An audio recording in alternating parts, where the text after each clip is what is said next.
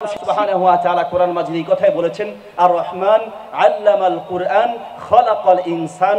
যদি সত্যিকার মানুষ বানাতে হয় তাহলে সুশিক্ষা, কোরআনের শিক্ষা, ইসলামের শিক্ষা ছাড়া বিকল্প কোনো পথ নাই। সব শিক্ষা সুশিক্ষা নয়। যেই শিক্ষা জাতিকে, যেই শিক্ষা একজন পুরুষ নারী হতে শিখায়, যেই শিক্ষা গ্রহণ করার পরে একজন নারী পুরুষ হতে চায়, যেই শিক্ষা গ্রহণ করার পরে প্রকাশ্যে সিগারেট খাওয়ার জন্য আন্দোলন করতে পারে, যেই শিক্ষা গ্রহণ করার পরে মানুষের উপরে জুলুম করতে শিখায়, যেই শিক্ষা গ্রহণ করার পরে মা বাপকে ঘর থেকে বের করে বৃদ্ধাশ্রমে পাঠিয়ে দেয়, ওটা শিক্ষা নামের কলঙ্ক, ওটা সুশিক্ষা নয়, ওটা অশিক্ষার কুশিক্ষা। ঠিক কিনা? কাজেই জাতিকে এমন শিক্ষা দেয়া দরকার যে শিক্ষায় একজন সত্যিকারের মানুষ হবে। আমি বলি, একজন ভালো মুহাদ্দিস, একজন ভালো মুফাসসির, একজন ভালো ইঞ্জিনিয়ার, একজন ভালো ডক্টর, একজন ডাক্তার হওয়ার চেয়ে একজন মানুষকে সত্যিকারের মানুষ হওয়া দরকার। আর শিক্ষা ব্যবস্থায় একটা জোর পরিবর্তন দরকার। আমরা জোর দাবি জানাচ্ছি, বিভিন্ন পন্থায় আমরা উচ্চ মহলে আমরা চেষ্টা করছি, শিক্ষা ব্যবস্থার একটা পরিবর্তন দরকার। আপনি আপনার বাচ্চাকে শিখাচ্ছেন শরীয়তে অজগরটি আসছে তেরে, অজগর তেরে আসছে না বলে বাচ্চাকে শিখান শরীয়তে অজু করে নামাজ পড়ি।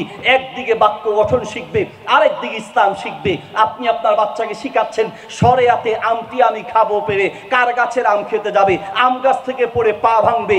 বাচ্চাকে শিখান শরীয়তে আল্লাহর হুকুম মেনে চলি। আপনার বাচ্চা বলছে রসইতে ইঁদুর ছানা ভয়ে মরে, ইঁদুর মরুক বাঁচুক নাইলে হাঁ করে থাকুক। আপনার বাচ্চার দরকার নাই। বাচ্চাকে শিখান রসইতে ইসলাম মতো জীবন গড়ি। আপনার বাচ্চা একদিকে যোগ শিখে, আরেকদিকে চুরি শিখছে। বাবা বলো, 10 লিটার দুধের মধ্যে যদি 2 লিটার পানি মেশানো হয় তাহলে কয় লিটার দুধ হবে? মুসলমানের বাচ্চা দুধের সাথে পানি মেশানোর এই চুরির পদ্ধতির অঙ্ক শিখবে কেন? যোগ শিখবে তো ইসলামী পদ্ধতিতে শিখবে।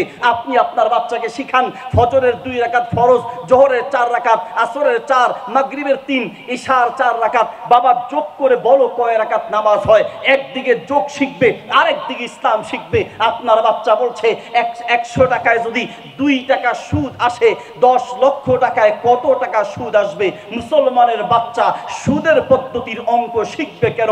ভাগ আর গুণ শিখবে তো ইসলামী পদ্ধতিতে শিখান। 100 টাকায় যদি 2.5 টাকা যাকাত আসে, শতকরা 2.5 টাকা যদি যাকাত আসে, বাবা ভাগ আর গুণ করে বলো 10 লক্ষ টাকায় কত টাকা যাকাত আসবে? একদিকে যাকাতের বিধান শিখবে, আরেকদিকে অঙ্ক শিখবে।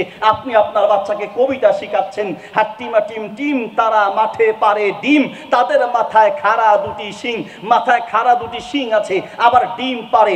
জীবনে কোনোদিন আপনিও দেখেন নাই। আপনার বাচ্চার মাথায় মিথ্যা তথ্য আপনি ঢুকিয়ে দিচ্ছেন।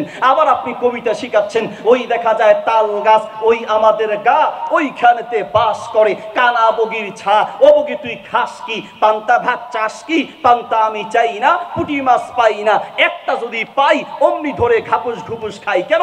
আপনি চাইলে এই কবিতাগুলোকে তো ইসলামী আকারও শিখাতে পারেন। ওই দেখা যায় কবর, ওই আমাদের ঘর, ওইখানেতে থাকতে হবে অনেকগুলো বছর, ও কবর তুই চাস কি, নেককার লোক পাস কি, নেককার তেমন পাই না, বদকার আমি চাই না, একটা নেককার যদি পাই অমনি ধরে জান্নাতে পাঠাই। ঠিক কিনা?